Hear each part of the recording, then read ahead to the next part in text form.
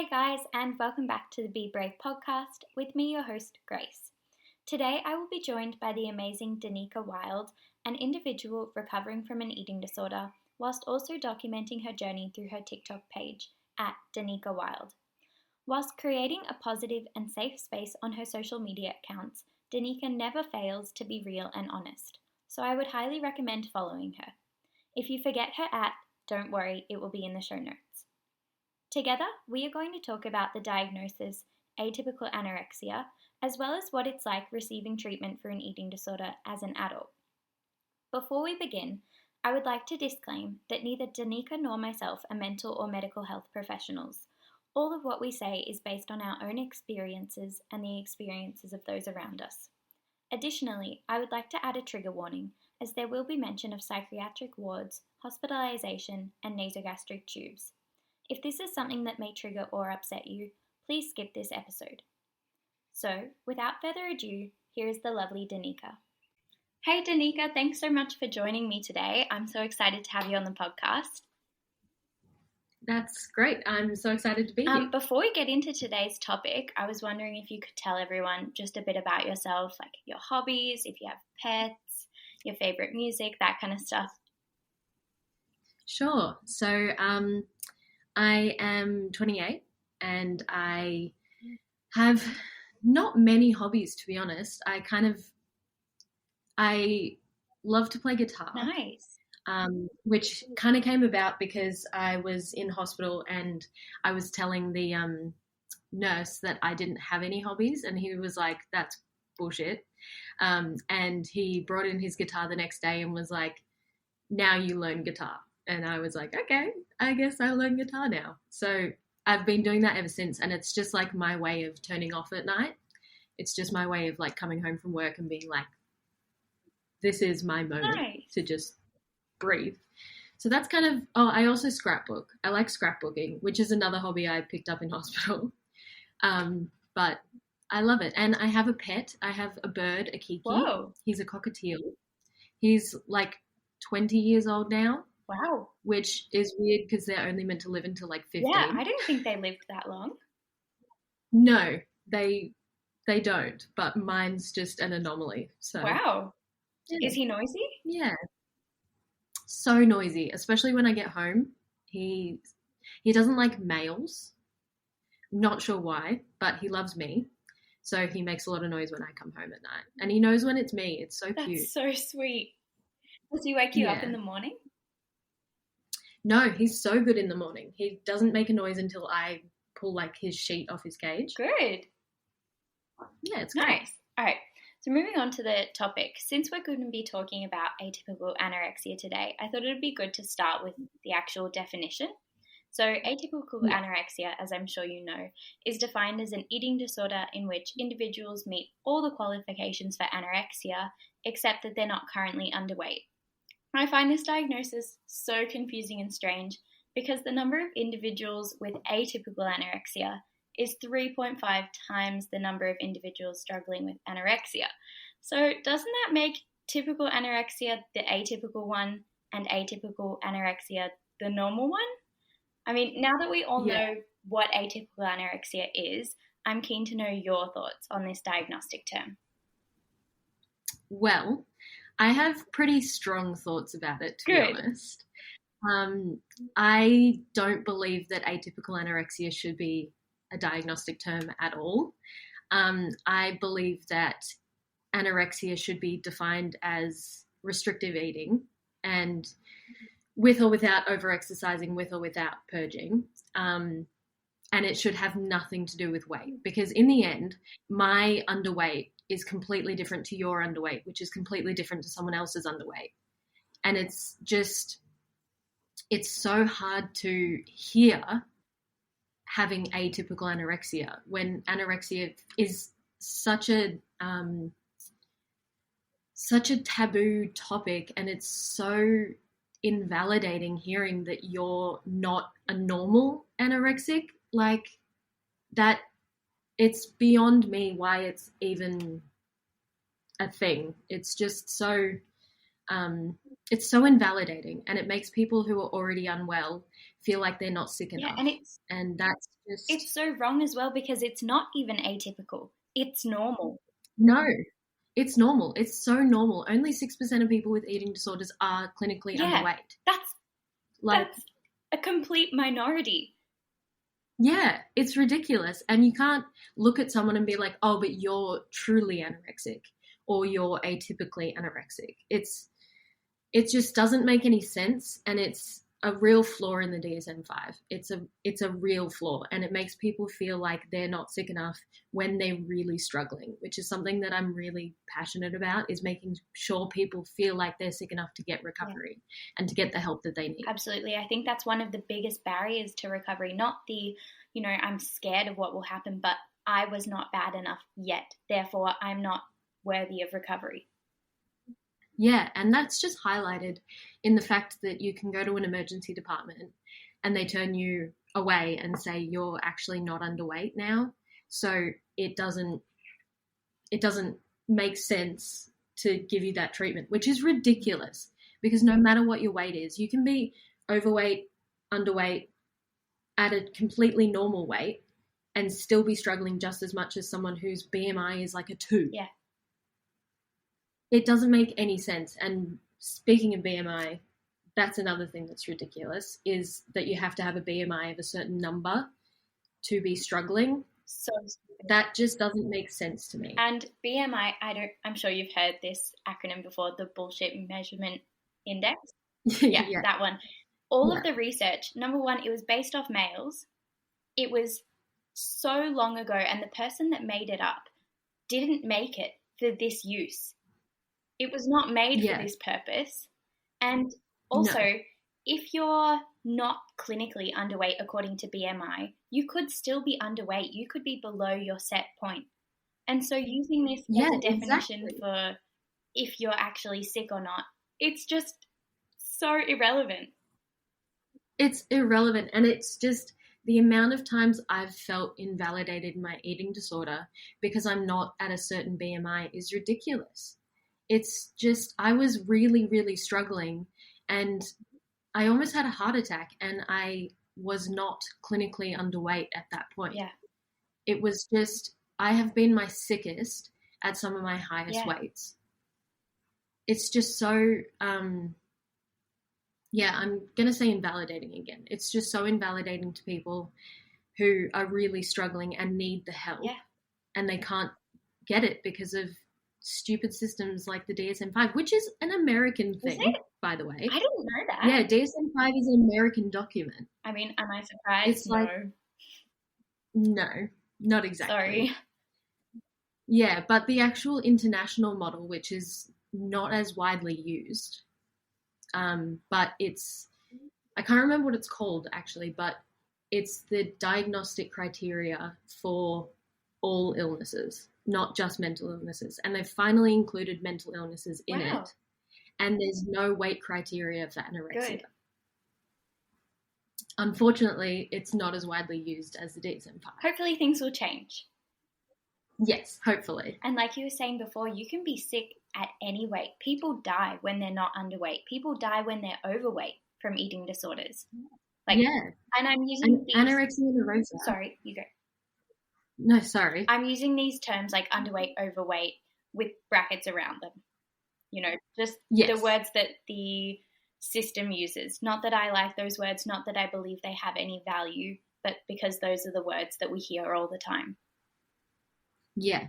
And my overweight, my underweight, and my quote-unquote normal weight is going to look so different to your underweight, overweight, normal weight. Exactly.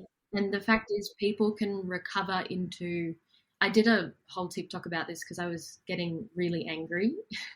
But you can recover into any body shape, and the majority of people recover into normal or larger bodies. And that's just a fact. The fact that TikTok and Instagram and Facebook only show people who are recovering to small bodies is ridiculous. It's so misleading. We're not running marathons every day. No. Some of us don't exercise at all. And some of us are at a place in recovery that we can't exercise because we don't have that ability to change our thought processes towards exercise. Yeah. And anorexia nervosa has the highest mortality rate of all mental illnesses, and that does not change depending on what you weigh.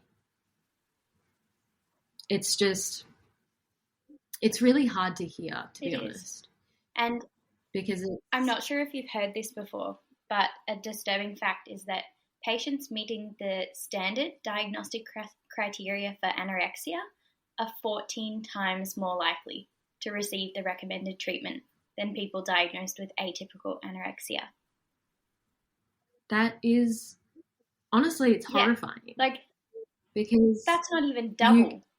14 times. That's insane. And the amount of times I've been to an emergency room and essentially been told your bloods are not okay, your postural obs are not okay, but you're not underweight right now, so we actually don't need to admit you. And I'm like, I'm here because my GP thinks I'm unwell. I'm here because I'm worried that I'm unwell. And you've just told me that I'm unwell, but because I don't meet a certain BMI criteria, I'm not needing help. So stupid. Like, there was one point that I was going to emergency once a week because my GP was sending me, and they would always send me home. I'd sit in the waiting room for up to 12 hours, and then they'd send me home and be like, come back when you're sicker. What? Yeah. It's just, I even had one doctor say to me, I feel really bad because I think I'm sending you home telling you to get sicker. And I was like, well, that's exactly how it feels. Yeah. Because I'm not clinically underweight enough. Oh my gosh. It's just, the system is so wrong. There's a real flaw in the system. Especially with emergency departments. Really, I find that for anyone experiencing issues with mental health, the emergency department is a really bad place to go. It just heightens anything you're experiencing. You wait for ages and ages, often just to get turned away. It really needs to change. Yeah. And in some places, you can rock up to an emergency department, spend 6 hours waiting, and then they chuck you in the psych unit. And you're in the psych unit, especially as an adult, you're in the psych unit with people who have drug and alcohol-induced psychosis and aggressive people and people that are struggling and really in poor moments of their life. And you're in there with what is essentially a medical problem. It's just, it's a real flaw in the system. And in adult mental health, there's such less assistance, really. Yeah. And with these psych wards as well, they're not prepared usually to help people with eating disorders. That's not what they're there for. They're not a specialized eating disorder unit. They don't have the medical facilities to help with that. And they also don't have the training. They don't know how to help with eating disorders. No, they really don't. And you often just end up getting triggered in these situations. Yeah, triggered and scared, and they don't have the resources in a psych unit to deal with something as complex as an eating disorder, because it is a medical problem as well as a psychological problem. And I've been in psych wards before where I was restricting really heavily, and they just kept sticking needles in me that had glucose in it, and they were like, that's all we can do. No, that's not right. And it was, no, it's not right. And it's such a flaw in the system, and it's such an awkward position to be in when medically you're not doing well, but you don't fit a certain criteria for a medical admission. So they just chuck you in a psych unit, and they're like, this might help, it might also trigger you. And so you sort of touched on it a little bit, but I was going to ask, have you noticed how having a diagnosis of atypical anorexia has affected your treatment sort of in comparison to other people that you've seen being diagnosed with anorexia? Yes, absolutely. It's hindered my recovery in that all of my medical documents have said atypical anorexia. And as soon as a treating professional sees that, they don't give you the same type of care that you would get if you just received anorexia. And I've only been in one unit that have referred to me as anorexic, and that was when I was clinically underweight. And then as soon as I was not clinically underweight anymore, because I started recovering, I was suddenly atypical anorexia. So my diagnosis changed as soon as I gained weight. That's so strange. Which it doesn't make any sense because I'm still dealing with anorexia. And anorexia is a mental illness.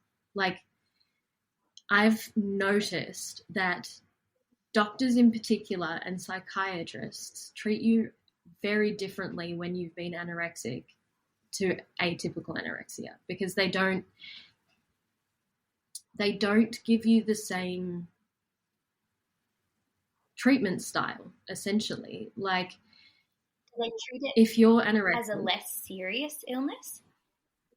Yeah.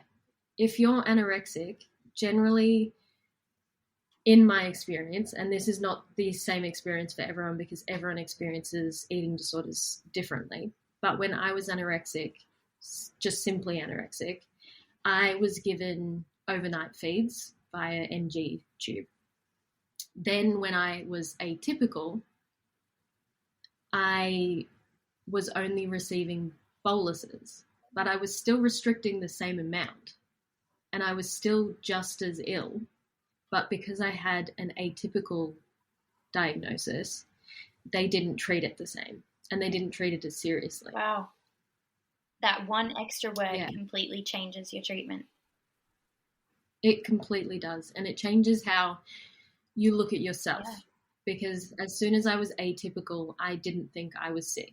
I thought, well, I'm not good enough at being anorexic to just be anorexic. That's so sad. Yeah, and to think that your brain tells you that you need to be a certain sickness level to receive any sort of treatment it's so painful and it's so hard for someone to deal with. And then go and add a atypical on and they it's hard because I'm so passionate about this topic that it makes me quite angry. Yeah, understandably. It makes me feel like my recovery would have gone smoother if I had just been given a diagnosis of anorexia nervosa from the very beginning. Absolutely. And I probably would have recovered a lot sooner. Yeah. And this is happening to so many people as well. Yeah, it really is. It's widespread and it's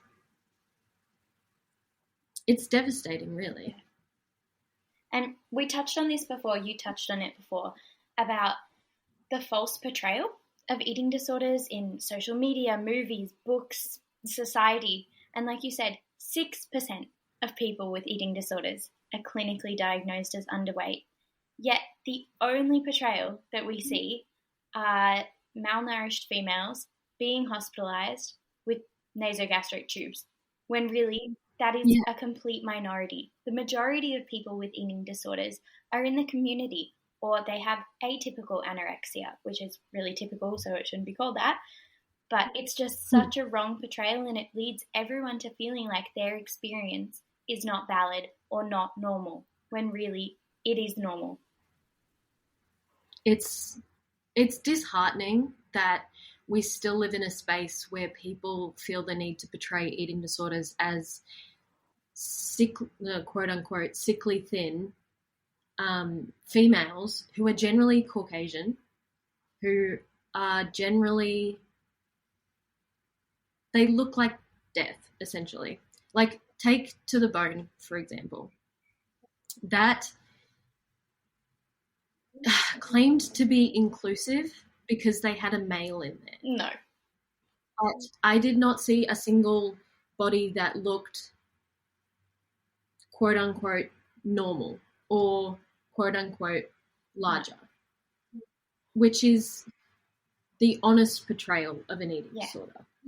And it's also not just anorexia or atypical anorexia. No. It's bulimia, OSFED, ARFID. It's binge eating disorder. There's so many different ways an eating disorder can present, and it's just never shown. And it makes people with those illnesses and those body types feel like they don't deserve to have an eating disorder or deserve to have a diagnosis of an eating disorder because it's never seen anywhere. No. And I think it brings in more shame as well, because there's this feeling of, oh, I'm not doing it right. Because a normal eating disorder is, anorexia, sickly thin, female. If I were a male with binge purge disorder in a larger body, can you imagine how invalidating that would feel? And there are so many people out there like that. I 100% agree. And majority of people have OSFED, which is other specified feeding and eating disorder, which is when it's when you don't fit neatly into a box in the DSM-5. It's if you have all the traits of anorexia, but you also purge. That's OSFED, which is ridiculous because in the end, an eating disorder is a compilation of symptoms and a compilation of behaviors. And all eating disorders deserve to be represented, and all eating disorders, I didn't even know ARFID existed, which is avoidant restrictive feeding intake disorder. I didn't know ARFID existed until I met a friend of mine who has ARFID, and I was like, what the fuck is that? And she explained it to me. And it's so much more common than you think it is, especially within people who fit in an autism spectrum disorder window. Or any sort of neurodiversity. Yeah, neurodivergent. Yeah. Back to the Bone, that film makes me really angry. I don't know. Yeah. I remember seeing an interview once and they said that it was to help. It was to show people that you can recover and to show people that other people have been through the process. I don't see in what world that film is helping someone. No. And even the actress Lily something, she said that her experience with an eating disorder led her acting in that film and led the producers to decide what they did about the film and what they portrayed. And even the treatment in that film is so wrong, and it's so misunderstood that treatment is generally done in the community. Yeah. And majority of people aren't in residential care. Majority of people aren't in hospital, and majority of people aren't underweight. And they're not all female and they're not all Caucasian, but that is all they show. It's just absolutely devastating and so invalidating for everyone who doesn't fit that very narrow window. It's putting people in a box that if you don't fit that box, you don't deserve to have an eating disorder. Well, I mean, no one deserves to have an eating disorder, but you don't deserve treatment. And not only is it invalidating for individuals, but it means that they're less likely to receive treatment because professionals see them and they also have this stereotype because of society and because of what they've learned through their medical training. And so they might dismiss someone who's actually in dire need of help. I have literally been told by psychiatrists, you don't look like you have an eating disorder, just purely based on my body shape and weight. That's awful.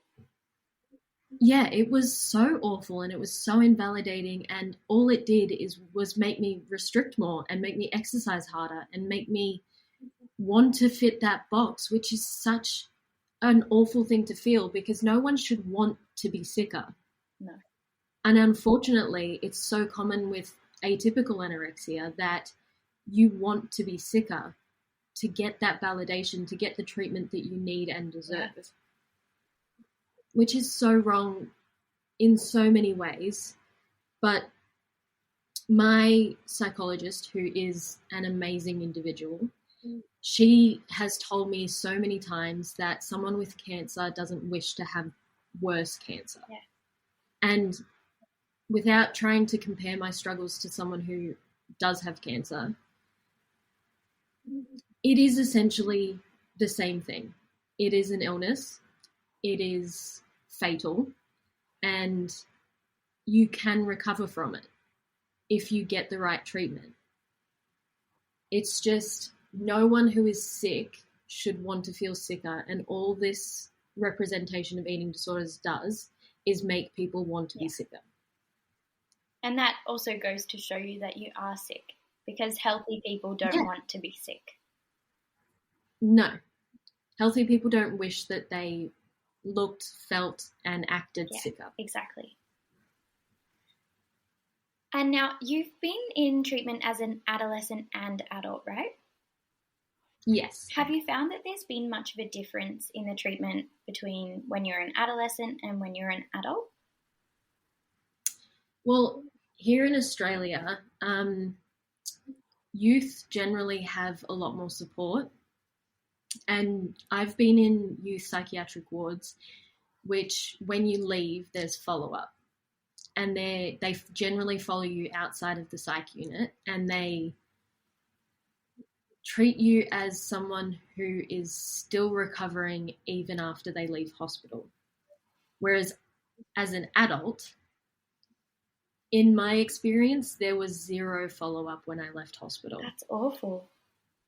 Which is ridiculous, because I was in a psychiatric unit and then they expected me to just be better the day that I left. When in reality, adult psychiatric units are fucking terrifying places. They're awful. I mean, they have a purpose and they achieve that purpose often. So I'm grateful that they exist.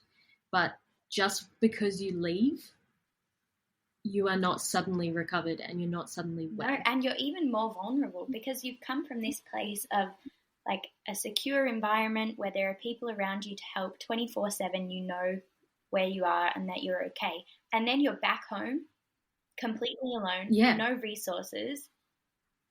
How do they expect you to just snap back out of it and be fine? I have no idea. And the amount of times that I've come out of hospital and felt less safe in my own environment than I felt in hospital is ridiculous, because as you said, in hospital you have 24-hour support. You can't physically, well, you probably can, but you should not harm yourself in hospital. And then at home you have free reign of your entire life. And you can, and the amount of times I've been discharged from hospital and suddenly my eating disorder got worse is ridiculous. But now that I'm recovering in the community, I am doing so much better, because I'm recovering for me, finally. And before that, I was recovering for all the people around me who wanted me to recover. And I was recovering when I was in hospital because everyone was like, now you need to be better, you're in hospital. And my eating disorder felt valid in hospital because I felt like I didn't need treatment because I wasn't in hospital, which is so awful for people who've never been in hospital and will never be in hospital, which is the majority of people with an eating disorder, because hospital is just an acute moment when the real work happens in community, and especially for adults, the real work happens in the community. It's just, going back to your question, there's just not a lot of support for adults, especially adults with eating disorders, because as you said, in a narrow window, it's females, sickly underweight. Generally, they're teenagers. Being 28 and having an eating disorder is hard because you don't have anywhere near as much support and you're often not taken as seriously. No. And especially here in Australia, I know a lot of services are until 25, and so you don't fit that range anymore. No. And I'm super lucky that in the last 3 years of my life, I have been allowed to be on a youth psychiatric unit. Despite the fact that their cutoff is 25, I've still been allowed to be in youth, which has been amazing because the few times that I've been in adult psychiatric units, it's been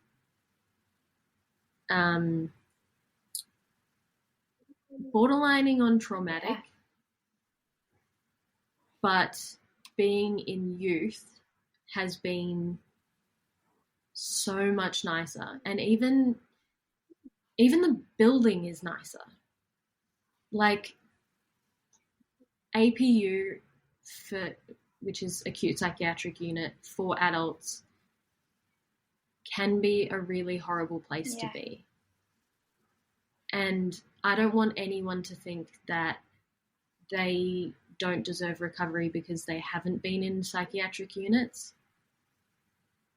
Unfortunately, in Australia, there is this stigma that if you haven't been in hospital, you're not sick. And I'm very lucky in that I have private health insurance and that I have amazing supports around me who have put me in hospital when I've needed it. But there are so many people out there who don't have that support and don't have that ability to step up to higher care. And they are just as sick as myself, and they are just as sick as I was when I was in hospital, but they just don't have the resources that I had. And also it depends on your treatment team as well. Some doctors you could have two doctors and the exact same patient. One might put that patient in hospital and the other one might not. So whether you've been to hospital or not is not always a determinant of how sick you are. It can be not at all. Due to so many different factors. And I think it's also really important to note, I know that a lot of people feel like they're never sick enough unless they've been to hospital. Like you said, most people don't go to hospital. That's really important to remember. And the other thing, like you were touching on, is that hospital can be a really traumatic place. And so it's not some grippy sock vacation. No matter if it's in a medical setting or psychiatric setting, hospital is not somewhere you want to go. It's not a vacation. It's not fun. And whilst you think, okay, I'll feel valid once I've been to hospital, your eating disorder brings in new steps. Oh, you've been to hospital, but you're not valid because you saw someone in there and you weren't as sick as them. So now you're not valid. So, and in the end, if you put, this is another thing my psychiatrist has said to me, which was actually really useful. If you put me next to someone who is acutely ill right now, and me right now who's in active recovery, they are sicker than me. But if you put me next to someone who has an amazing, healthy relationship with food and exercise and their body, I am so much sicker than them. And that's me in active recovery. Yeah. So no matter how unsick you feel, quote unquote unsick, or how your eating disorder is making you feel like you're not valid, you are always going to be sicker than someone. And you need to remember that, because if you have any sort of disordered eating or poor relationship with food or your body or exercise or binging, purging, if you have any of those behaviors and those thought processes, you are sick, and you're so much sicker than someone who doesn't have those same thought processes or behaviors. Yeah. So no matter what, you are going to be sick, and you are going to be sick enough. And my treatment team have said from now on, because I have POTS, unless my POTS is really bad, I will not be going to hospital, because I've been institutionalized and I suddenly felt like I couldn't live outside of hospital. Yeah. So now my treatment team have changed their ways and have decided that unless I'm critically in danger, I will not be going to a hospital, because I'm doing so much better in the community. Good.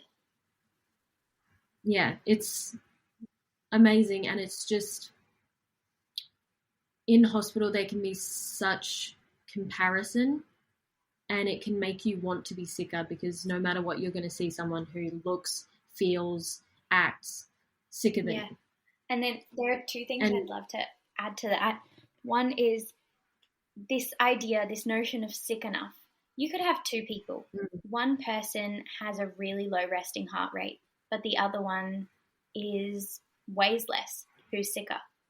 You know, you could have someone whose BP drops dramatically when they stand up, but the other person has low bone density, who's sicker. You know, there are all these factors. How do you decide who's sicker? You can't, because it's not measurable. Everyone is sick. No. It's not a competition. And there's no way of deciding who is sicker. It's just something our brains twist to try and make us feel like we have to get worse. But the thing that I really love to think about is that, are you the version of yourself that you want to be when you're recovered? If you're not, then you're still sick. You are sick enough. Yeah, which is such an important thing to remember, because even I fall into this trap myself. I am in active recovery, and I've been hospital free for just over a month, which is really exciting for me. And I get into my head that I'm suddenly recovered. And it's such a hard thing to remember, is that if you're not, as you said, your version of you when you want to be recovered, you are still sick. And I get into this habit being like, why am I getting anxious about this specific food? I'm recovered. When if I'm getting anxious about a specific food, I am not recovered. Yeah. That just shows you that even when you think you're doing really, really well, something can come to you and be like, this is why I'm still sick and why I still need support and why I still need help. And if you have any of those eating disorder cognitions, you are still sick. And you could be, as you said, you could have a really low heart rate, but you don't have those eating disorder cognitions. Yeah. Or you could be at a healthy, quote unquote, healthy weight and have the worst mental health you've ever had. And you honestly can't say who's sicker out of those two people, because they both have different versions of an eating disorder. And no one's eating disorder is the same as someone else's. Absolutely. My eating disorder is completely different to yours. Absolutely. And I think it's important as well to touch on what you said about you've been out of hospital for a month and you're like, yeah, I'm recovered now, I'm recovered. But I think we really need to remind ourselves that it takes time. And I don't want to be discouraging, but it takes years to completely rewire those thoughts. Of course, it's going to get better. It's not going to be hard recovery all those years, like fighting with each meal. But there are so many thoughts that get ingrained, and it takes time. So just giving yourself grace and recognizing that you're doing a really good job and that it takes time, but you're on the right path. Yeah, I think it was Eating Disorders Victoria did a study that revealed that it takes an average of 7 years for someone to be in active recovery before they can class themselves as recovered. And I know everyone's version of recovered looks different, but it takes such an insanely long, arduous amount of time that it does get better and it feels better, but you are still in active recovery. Yeah. And until you can hear that thought saying, I don't know, you can't eat this or you're going to get fat, or you can't eat this, you're going to get out of control, or you can't eat this, something bad is going to happen. Until you can hear that thought in your brain and be like, nah, fuck off, I'm going to eat this because I deserve it. Until that is your reaction, you are going to struggle, and there's going to be things in life that make you anxious. And there's going to be things in regards to eating that make you anxious. And it's not until you can ignore that thought that you are recovered. So it takes a long time, and it's so worth it. My life is so much better, and I've only been in active recovery for a month. But my life is actually a life worth living. I wake up in the morning with a purpose, and I wake up in the morning with the ability to say, I want to survive today, which is something that a month ago I couldn't have said. That's amazing. Yeah, I just want people to know that no matter how dark it gets, it will get better. There is always a better day ahead. I think that's such an amazing note to sort of end on. It's been so interesting talking with you today. Thank you so much for joining me. My final question for you, which you sort of just answered without me even asking, was if people were to only take away one thing from today's episode, what is the one thing you'd like them to remember? I think the one thing I want people to remember, and the one thing that my entire TikTok and my entire kind of recovery has been around the fact that you are sick enough. And if you have any eating disorder cognitions or any poor relationship with food or poor relationship with your body or poor relationship with exercise, you are sick and you deserve treatment and you deserve recovery and you deserve to live a life that is free from that. Because life can be so fucking beautiful if you just allow yourself to feel it. And with an eating disorder, you can't feel that. It's honestly so beautiful to feel like you're doing well in recovery, and you can't feel that until you accept that you are sick enough. I think that's such a great note to end on. Thank you so much for joining me today. Thanks for having me. It's been wonderful.